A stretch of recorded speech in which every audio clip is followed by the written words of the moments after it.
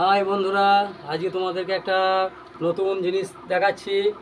এই যে চিকেন, এটা আমি নিয়ে এলাম। এর একটা সুন্দর আমি রেসিপি বানাবো। তো ভিডিওটা স্কিপ না করে দেখতে থাকো। একদম ফাটাফাটি ব্লগ যাকে বলা হয়, একদম স্কিপ করবে না, ঠিক আছে? দেখতে থাকো। তো বন্ধুরা, আমি এই যে চিকেনটাকে ছোট্ট ছোট্ট করে পিস কেটে নিচ্ছি। তো এটা আমার ছোট ছোট করে কাটা হয়ে গেল। আমি অলরেডি ধুয়েও নিয়েছি, ঠিক আছে? আমি এর মধ্যে আদা নিয়েছি, রসুন নিয়েছি, পেঁয়াজ নিয়েছি আর জিরে নিয়েছি, ঠিক আছে? এটাকে আমি ভালো করে বেটে নেবো। তো দেখতে পাচ্ছ, এটা আমার পুরোপুরি খুব সুন্দর বাটা হয়েছে। আমি এটাকে এবার তুলে নেবো। তো আমি এতে পরিমাণ মতো হলুদ দিয়ে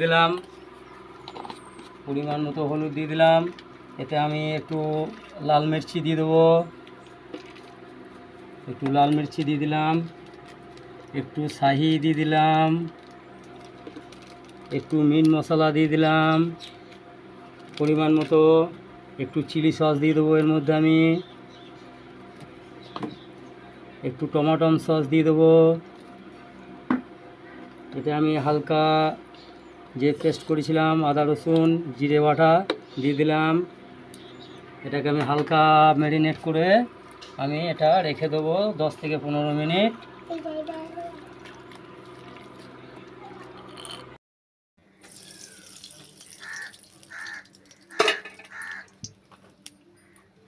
তো আমি চিকেনটা দিয়ে দিলাম। চিকেনটা একটু আমি কষে নেব। পরিমাণ মতো নুন দিয়ে দিলাম, লবণ। আমার এটা পুরো ভাজা ভাজা হয়ে গেছে, ঠিক আছে? এবার আমি নামিয়ে নেব। তো আমি 300 মতো আলু এর মধ্যে কেটে নিচ্ছি।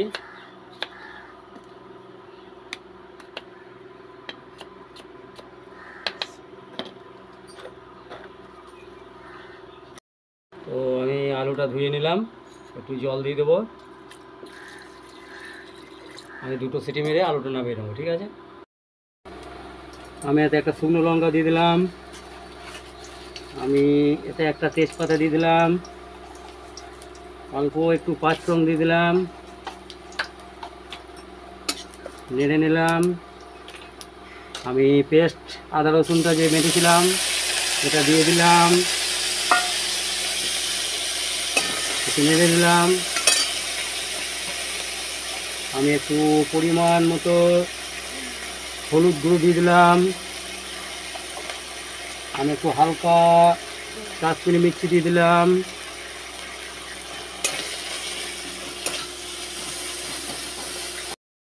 আলু গোটা দিয়ে দিলাম। পরিমাণ মতো নুন লবণ দিলাম। এবার এটাকে ভালো করে আমি কষে নেব।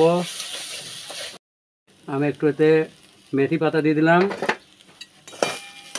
তো আমি আলুটা আমার হয়ে গেছে, মশলাটা খুব তৈরি হয়ে গেছে। আমি এটাকে একটু ঠেসে নেবো আলুটা। তো আমি যে জিনিসটা বানাবো এটা ঠেসে নিলে আমার খুব সুবিধা হবে। তো আমি ঠেসে দিলাম, এবার আমি নামিয়ে। তো আমার মশলাটা পুরো তৈরি হয়ে গেছে, ঠিক আছে? তো আমি এতে একটু অ্যারারুট দিয়ে দিলাম, একটু ময়দা দিয়ে দিলাম। তো এটাকে আমি ভালো করে গুলিয়ে নেব।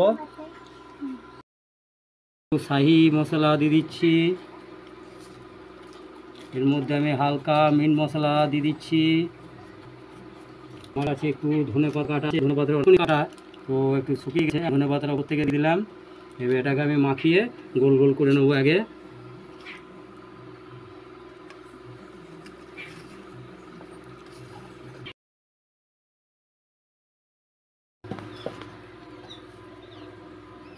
তো এগুলো আমি সব গোল গোল করে নিলাম।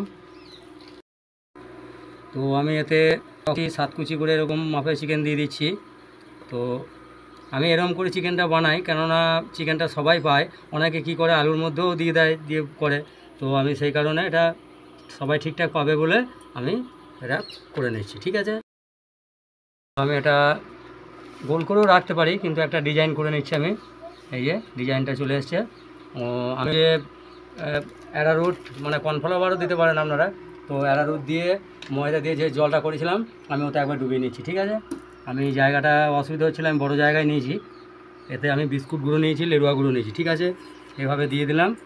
তো 1 সেকেন্ড আমি চেপে রাখলাম, এটাকে উল্টিয়ে দিলাম, ঠিক আছে। এবার এটা একবারে ঠিকঠাক হয় না, তেলে দিলে ছেড়ে যাওয়ার চান্স থাকে, সেই জন্য এটা আমি 2বার ডুবিয়ে নেবো, ঠিক আছে।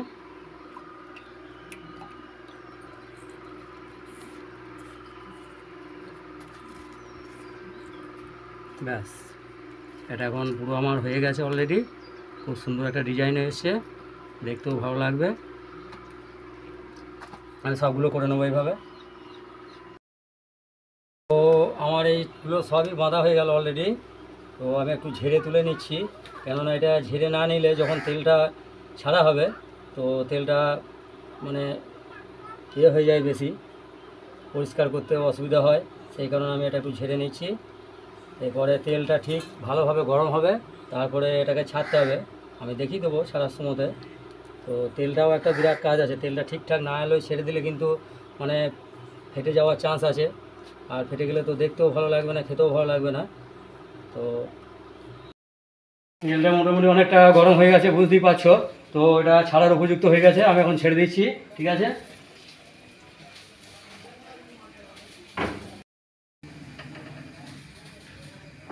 তো এটা পুরোপুরি ভাজা হয়ে গেছে, ঠিক আছে, খুব সুন্দর কালারটা এসছে। তো বন্ধুরা, এটা আমার পুরো সাজানো হয়ে গেছে, পুরোপুরি ভাজা হয়ে গেছে। তো এই হচ্ছে চিকেন চপ। তো এটা কাদের কাদের ভালো লাগবে অবশ্যই কমেন্ট করে জানাবে। আর এরকম নিত্য নতুন ভিডিও পেতে আমার চ্যানেলে লাইক কমেন্ট শেয়ার করে দেবে, আর অপর ব্যক্তিকে দেখার সুযোগ করে দেবে। আর যারা আমার চ্যানেলে নতুন, তো এটাকে ফলো দিয়ে পাশে থাকবে, ঠিক আছে। অনেক ধন্যবাদ।